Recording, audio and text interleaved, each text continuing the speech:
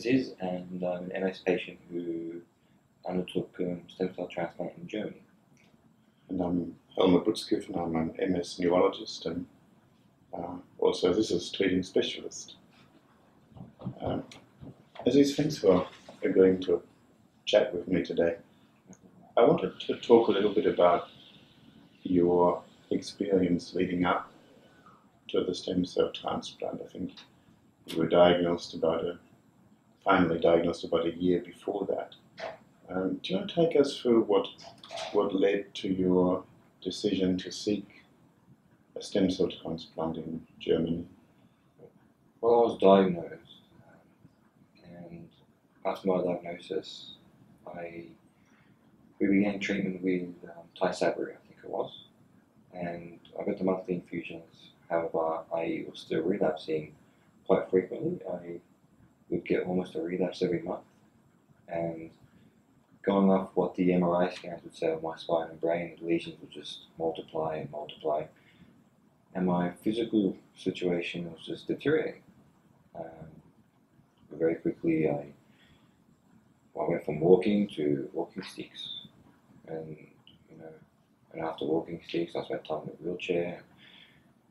And some relapses we couldn't treat with methylprednisolone, so we did the whole cleaning the blood. We did a plasma exchange, which from memory, it's a little while ago now, but that provided quite a lot of benefit. It did. Actually, the plasma exchange. So we'd seen a situation where, in spite of the monthly Tysabri infusions, you were relapsing frequently, and you were getting a lot of new MRI lesions. And then we decided, because the methylprednisolone didn't seem to provide much benefit, to do a plasma exchange. And I remember going into the ward and you saying how fantastic you felt after the plasma exchange. So a lot of the disability was, I guess, reversible with the right treatment. Mm-hmm. But we knew that it was likely to come back and that Tysabri wasn't working. I remember that we tried to refer you to Sydney, which at the time was doing stem cell transplants, but their waiting list was too long. So you actually started a fundraising campaign, I think. Yes, that's true. I needed to acquire funds to do the procedure somewhere else. It was either Sweden or Germany, and I eventually fell in Germany. Decided to do it there, and it was very costly. There's no doubt about that. I can't remember the exact figures, but we're talking, $100,000, $150,000 plus. So, set back, and that's like the actual base cost, not including complications, and, other medicines that you may require or surgeries. So it ballooned, but it was costly. I needed the fundraising. And I obviously completely supported this decision. Since then, thankfully, for this type of situation where there's treatment failure due to relapses and lesions in Tysabri treated patients, other Australian options, more Australian options have opened up, particularly at the Austin Hospital here in Melbourne, who are now doing some transplants for Victorian patients. But at the time that wasn't quite available yet. So do you want to tell us a little bit about what happened to you in Germany? Germany was difficult. Stem cell transplant was never pitched to me, or I never thought about it as a procedure that would be a walk in the park. It was never put that way to me. I knew it would be difficult, but I also knew it would be necessary, because quite frankly, nothing else was working. So I was in a position where, why not? You know what I mean? Like, we did the Tysabri, and Tysabri, I felt like, did very little or nothing for me, unfortunately. And yes, the plasma exchange did help, but, how often can we do the plasma exchange? So the stem cell transplant was difficult. Tell us, what do you mean by difficult? So what exactly happened? Well, I felt like everything that could go wrong happened. Throughout the procedure, I was involved high doses of chemotherapy. I ended up getting pneumonia, endocarditis, septic shock, I had Hickman-Lye infection, that's the tube to my chest. So obviously the treatment involves high-dose chemotherapy, and you end up, certainly for a period of time, very immunosuppressed and susceptible to all kinds of infections, and it sounds like some of those happened to you. It feels like almost all those infections happened to me.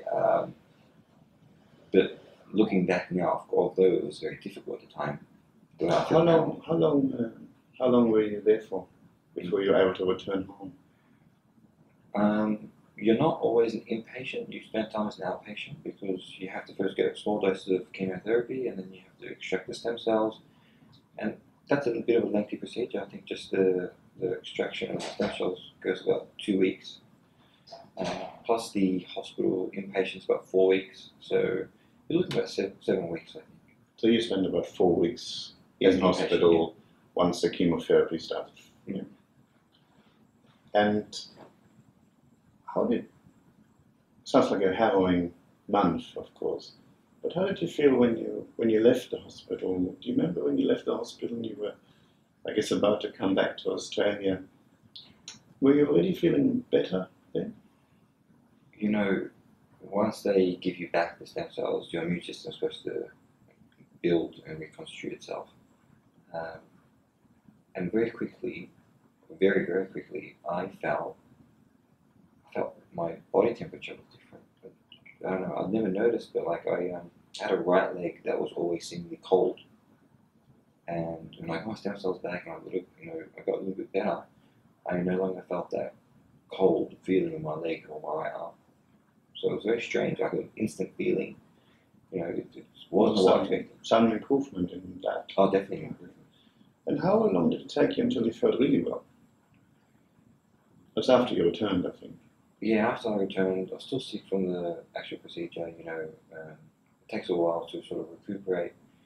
But I started feeling well in regards to my MS, I think within months. So within a month and a half, I noticed that I could walk longer distances without, feeling like my legs don't belong to me anymore. I started I had no neuropathy or nerve pain. And so I started feeling the positive effects of the stem cell transplant within weeks to months. And this is now 2 years ago, they are really, as I understand it, maintained to this day. You feel... Well, I haven't had a relapse yet. We haven't really seen any new lesions. And we haven't seen any new lesions, despite the several scans that we've done. And what was your life like? I guess you can describe other parts of your life a little bit for us, before you left compared to now. Well, because of the MS, I lost my job. I no longer was social. I couldn't attend anything. I got depressed. So my life became difficult with the MS. Not because the MS that I had, it felt so intense. Not like what I was reading on the blogs, online. It was just an intense form of MS, and it really took a toll on me. And then, if you compare it to now, it's quite different. So you were in tertiary studies when the MS started? Yeah. What were you doing? I was studying law. I didn't know what I was studying anymore. So you had to stop that? Yeah. Because of all the MS disease activity? It was too hard. Way too difficult. So what's happened since you've come back? Well, I graduate in 2 weeks, so obviously I'm back studying. Congratulations. I'm back at the gym. I would go to the gym about 6 times a week. I go for runs. I had not had a relapse or stay in the hospital. And that was something quite different to what it was before. I mean, you would see me every month, and I would spend like 3 to 5, 6 nights in the hospital. And you can imagine the toll that takes on someone every month. My family started to call it my hotel, my free hotel. So that's how much time I was spending in the hospital. Not exactly a pleasant hotel. No, not a 5-star. No, not a place I like. Not a resort. Definitely not a resort. So if you compare, you can't compare to my life before the stem cell to my life after. You can't compare. I'm back I work full time. I study full time. I'm at the gym 5 to 6 times a week. I'm doing extracurricular activities, whether it's volunteering, meeting up with like different groups, and I just feel so much better for it. And we haven't had to use, because there have been no relapses and there have been no new lesions, we haven't really had to use any other disease-modifying drugs, at the present time. No MS drugs. I'm not on any. That's right, not at the present time, which is good. Yeah. I mean, we expect a stem cell transplant like yours under good circumstances to last many years, 5 to 7 at least. There's also some evidence that the disease can be modified long-term, can kind of become milder long-term. I didn't know that. So hopefully, maybe after 5-7 years, it comes back. Well, hopefully nothing. Not with a vengeance. Hopefully Yeah, well, nothing. that's the best case scenario.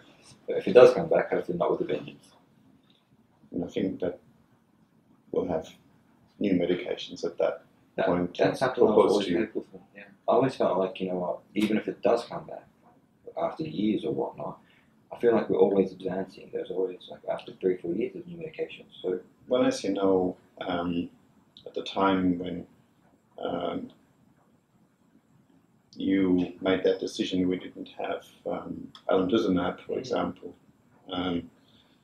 And next year, if things go well, we may also have ocrelizumab as other highly effective treatments with a different mechanism of action to the Transplant that we could have tried, but of course then we didn't, and this was, I'm very convinced, your best option. it was definitely my best option at the time. I think with your guidance and your help, I think it was the right decision to make. And I'm looking back now, I think we can both safely say we have no regrets.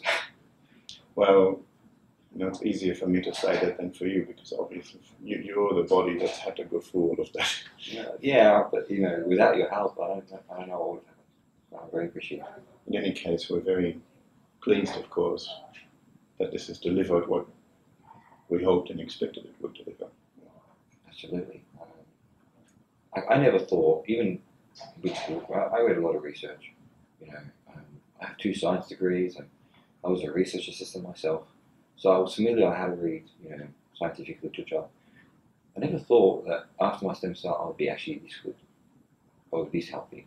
I didn't think, okay, I'm going to do the stem cell, I'm going to miraculously become an Olympian.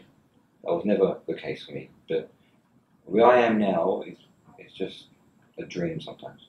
When you have, first of all, MS that aggressive with so much inflammation and so many lesions, and you're able to shut that down, the brain, especially in early relapsing remitting MS, has a lot of repair capacity, and I think you're experiencing that.